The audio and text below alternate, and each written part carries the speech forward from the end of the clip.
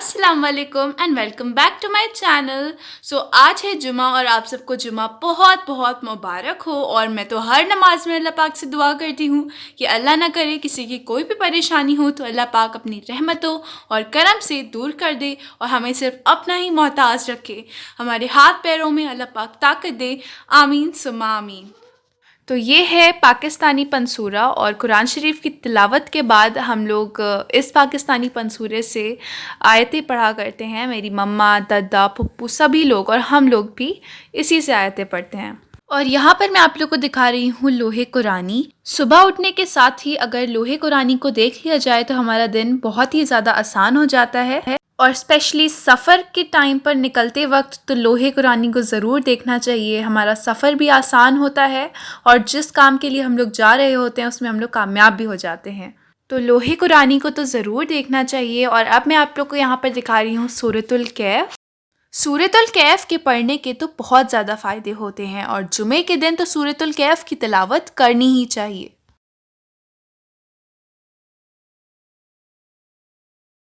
जो शख्स इसकी शुरुआती 10 आयतों को याद कर लेगा और तिलावत करेगा वो दज्जाल के फितनों से महफूज रहेगा। जुमे के रोज़ सूरह कैफ की तिलावत करने वाले के लिए 2 जुमे के दरमियान एक रोशन नूर होता है। जिसने सूरतुल कैफ को इस तरह पढ़ा जिस तरह वो नाजिल हुई है तो वो इसके लिए क़यामत के रोज़ नूर होगी। मक्का से लेकर जहाँ तक वो शख्स रहता है वहाँ तक के लिए नूर हो जाएगा। शुरू में सूरतुल कैफ को पढ़ने में थोड़ी सी डिफ़िकल्टीज़ तो होती हैं, बट जैसे जैसे आप लोग उसे रेगुलर बेसिस पे पढ़ते जाएंगे तो आपकी स्पीड भी इंक्रीज़ हो जाएगी और आप उसे रवानगी से पढ़ भी पाएंगे। वैसे तो हमें सारी सूरतें, सारी ही आयतें पढ़नी चाहिए हैं, लेकिन अगर हम किसी ना किसी रीज़न से नहीं पढ़ पा रहे हैं तो सूरतुल कैफ, सूरह यासीन और सूरह जुमा तो पढ़ ही लेनी चाहिए हैं। क्योंकि जैसा कि मैं आप लोग को बता ही चुकी हूँ कि सूरह कैफ को पढ़ने से कोई भी शैतानी फितना इस दुनिया में नाजिल हो जाए आप लोग को असर नहीं कर पाएगा।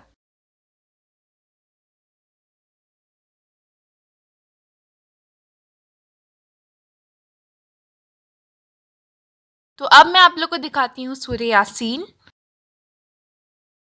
और आप लोग को तो पता ही होगा कि सूरह यासीन को कुरान शरीफ का दिल कहा जाता है और हर मुसलमान को सूरह यासीन ज़रूर पढ़नी चाहिए और हो सके तो सूरह यासीन को याद भी कर लेना चाहिए ताकि ये हमारे दिल के पास रहे और हम जब चाहें तब इसे पढ़ सकें।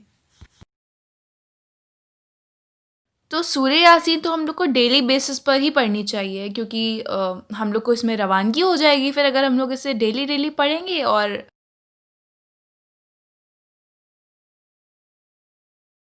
तो मैं अब आप लोग को दिखाने जा रही हूँ सूरह जुमा।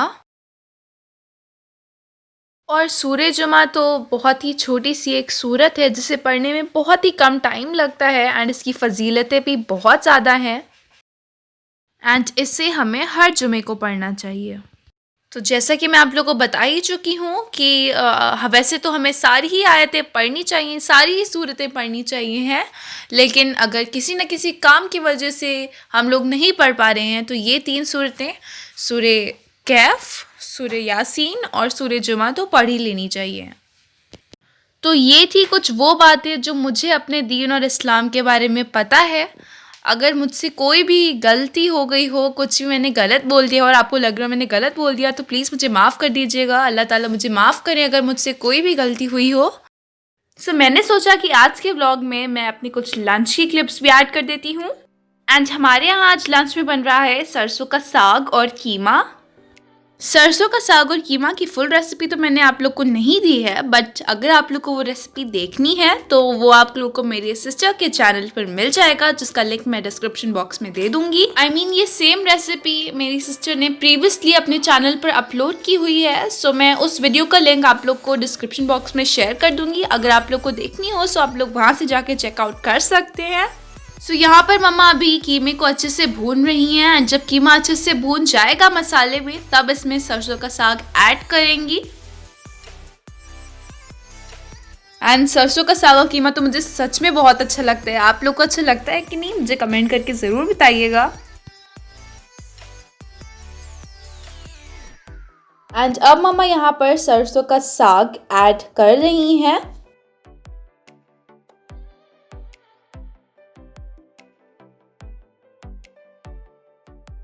और अब इस साग को मम्मा पूरे कीमे में अच्छे से मिक्स कर देंगी। विंटर्स में तो ग्रीन वेजिटेबल्स इतनी ज़्यादा अच्छी लगती हैं, इतनी टाइप्स की ग्रीन वेजिटेबल्स आ जाती हैं, तो मम्मा वेज डिशेस तो बनाती ही हैं ग्रीन वेजिटेबल्स से, एंड नॉन वेज डिशेस में भी मम्मा ग्रीन वेजिटेबल्स यूज़ कर ही लेती हैं। जैसे कि सरसों का साग और कीमा बहुत ही यूनिक डिश है एंड बहुत ही ज़्यादा यमी बनकर रेडी होती है। तो मैं बार बार कह रही हूँ, अगर आप लोग को रेसिपी चेक करनी है तो डिस्क्रिप्शन बॉक्स में लिंक है, आप लोग चेक ज़रूर करिएगा। अब यहाँ पर मम्मा लेफ्ट ओवर सरसों का साग भी ऐड कर रही हैं।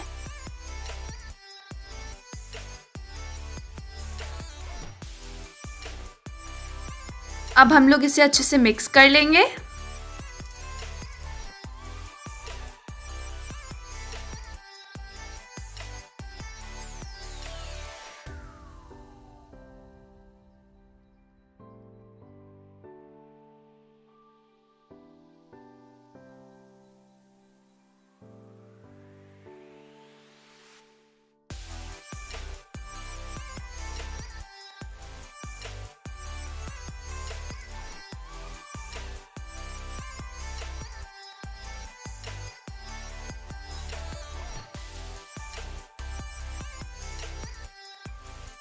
एंड अब यहाँ पर हमारे सरसों का साग और कीमा बनकर एकदम रेडी हो चुका है।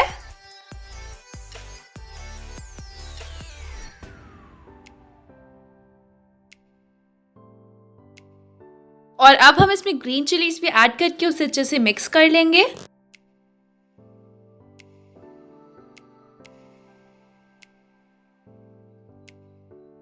नाउ अब हमारा सरसों का साग बनकर एकदम रेडी हो गया है। कैसे लग रहा है आपको, मुझे कमेंट करके ज़रूर बताइएगा। यहीं तक की थी मेरी आज की वीडियो। अगर आपको अच्छी लगी हो तो प्लीज़ इसे लाइक कर दीजिएगा एंड मेरे चैनल को सब्सक्राइब कर दीजिएगा, एंड सब्सक्राइब के पास वाले बेल आइकन को प्रेस करना बिल्कुल भी मत भूलिएगा, ताकि जब भी मैं अपनी वीडियो पोस्ट करूँ so you are the first one to see it. So till then, Allah Hafiz, bye bye and take care. And don't forget to comment me down about the dish, and if you want the full recipe then don't forget to check out the description box.